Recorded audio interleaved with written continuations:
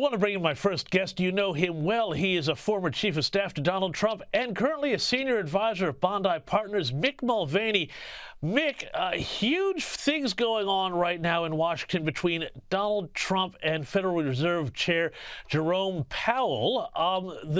Donald Trump has said that the Fed should be lowering interest rates already after Jerome Powell warned that Donald Trump's tariffs are adding to inflation. This is setting up a huge war of words between the two, and Donald Trump has even hinted at firing Powell. Let's have a listen to what the president had said today. Somebody that I've never been very fond of, actually, but he's playing politics. Interest rates should be down now. They should be coming down. Our guy wants to play cute, but interest rates are pretty much even. Maybe they went up just a slight bit, but that's the only thing. But that's because of the Federal Reserve, because they're not very smart people. Mick, fights between chief executives and the Federal Reserve are nothing new. There's always some tension there. But this sort of thing, I would think, at the moment would be really spooking bond markets, the idea that Donald Trump might come in over the top of the Fed. What do you make of all of this? Yeah, James, I think that's one of the reasons you've seen Donald Trump not pull the trigger yet on trying to get rid of Jay Powell. It's not entirely clear whether or not Donald Trump has the authority to do that. I think he can make the case, certainly, that he can remove Powell as the chairman. I don't think it's as clear as to whether or not he can kick him off the board entirely. But I think one of the reasons that you've not seen it happen yet is that the administration is wary of how the bond markets would respond. Keep in mind, go back last week, goodness gracious, James, it seems like it was months ago now, when they changed the policy on tariffs to this 90-day pause. They did that in large part because of the reaction of the bond markets. And I think they're a little bit worried about the bond markets right now, and rightly so. My country has to refinance, and I'm not making up this number, $9.2 trillion of debt this year. That's not new debt. That's old debt that is coming due that they'll have to refinance. And every couple of basis points in that bond market costs literally tens, if not hundreds of billions of dollars. So the administration is very wary of that. And I do think it's factoring into their decision on whether or not they should fire Jay Powell or not.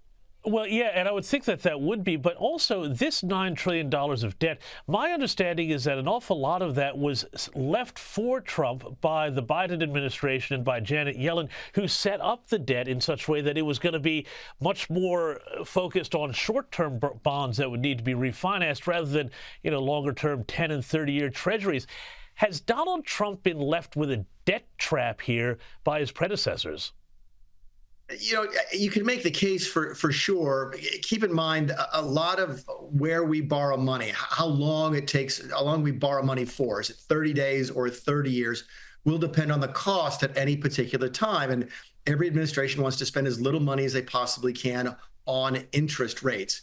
We tried to lengthen what's called the weighted average maturity, which I think right now stands at about 50 or 60 months, out during the first Trump term in Trump 45, and had a little bit of success doing so, but not so much because it costs more money. So look, everything is politicized, and I get that. Whether or not that Janet Yellen did this to Donald Trump, keep in mind, they thought they were going to win the election. So if they did win the election, they were essentially doing it to themselves. So I'm not sure how much weight I put on that. But the bottom line is it's there, it's real, and it has to be financed. Yeah, look, and I mean, we all remember what the bond markets did to Liz Truss in the UK. So, there is a bit of precedent for bonds coming in over the top of politics. But, one of the other things all of this is hinging on is the trade deals and the potential for trade deals. Now, Donald Trump says he is 100% confident there will be a deal with the EU, which is right now facing 25% tariffs on steel and aluminum and cars and other goods. Giorgia Meloni is at the White House from Italy right now as we speak. I guess short of having not put tariffs on the EU in the first place, it seems to me that Trump really needs to start bedding down some deals right now, or those bond markets we just spoke about are going to get really skittish again in the next week or two, which could again cause more global sell-offs in shares. Again, what do you make of the chance of this sort of grand deal that Trump is talking up? I think they need a deal. I'm not sure that the EU as a whole is going to be one of the early deals. Keep in mind, it's very difficult to deal with the EU. If you want to call the European Union, who do you call? I mean, it's not entirely clear, and they act as a group of nations. Is one of the reasons that So many of us were excited when the United Kingdom left the EU. It allowed us to do deals with them on a bilateral basis. Trump's meeting was with Italy today, with Prime Minister Meloni, and from all accounts, it went very, very well. And there's a chance that maybe we cut a small side deal with Italy, although that's hard while Italy's still in the EU. For this reason, James, I think it's more likely we see a deal early on with someone like Japan, country like Vietnam, South Korea, even Australia, those types of things, although I don't think the Australians have sent a trade delegation yet. But I understand that the South Koreans, for example, were in the Treasury building as recently as Friday of last week. Trump needs a deal. That the markets want it, the bond markets want it, the equities markets want it. People want it. They want to know what the plan is. And listen, I've got faith in the president being able to cut some deals. I just think he needs to put one on the board fairly soon.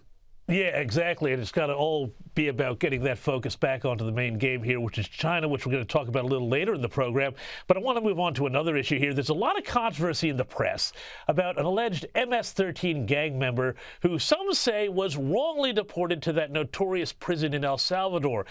Now, the guy is called Kilnar Abrego Garcia, but it has been revealed that actually he did have strong ties to the gang, according to court documents.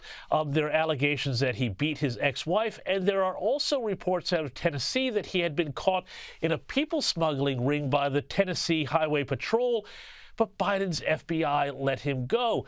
He doesn't seem like a great guy, and yet he's become the cause célèbre for Democrats and the left here. Explain why this is the hill they want to die on.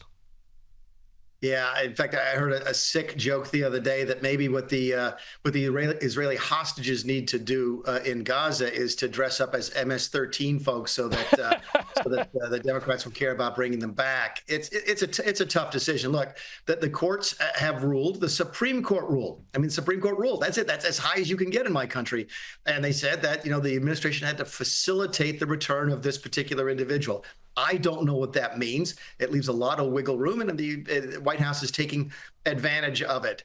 I'm not really sure why they just didn't say, look, we tried to bring the guy back and the president of El Salvador won't let us. The president of El Salvador said as much in the Oval Office meeting this week, that this is an El Salvadoran citizen, that he doesn't want to leave the nation. That's his right as the president of El Salvador. So it's a very tough situation. There's no question. There was no adjudication on this guy's status as a gang member. There's no final determination. There's a lot of evidence.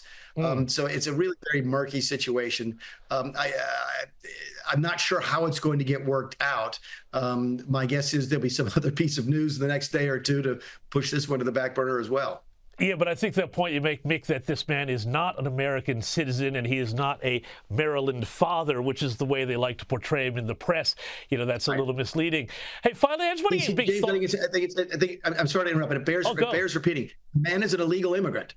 And I think one thing I think everybody agrees on, even if you don't like what the White House is saying, is that he was never going to stay here.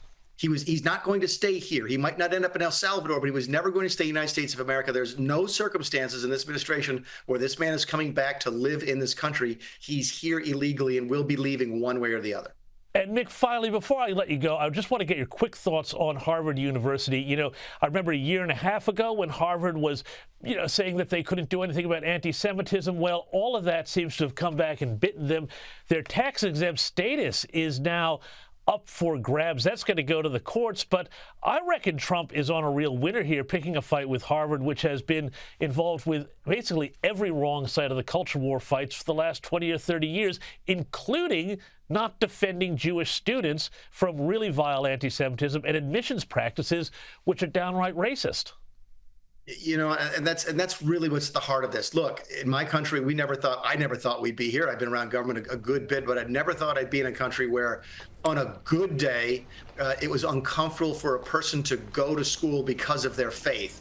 And on a bad day, it was dangerous for them to go to school because of their faith. That's exactly what happened on many of these college campuses for Jewish students, and it's absolutely flat out wrong.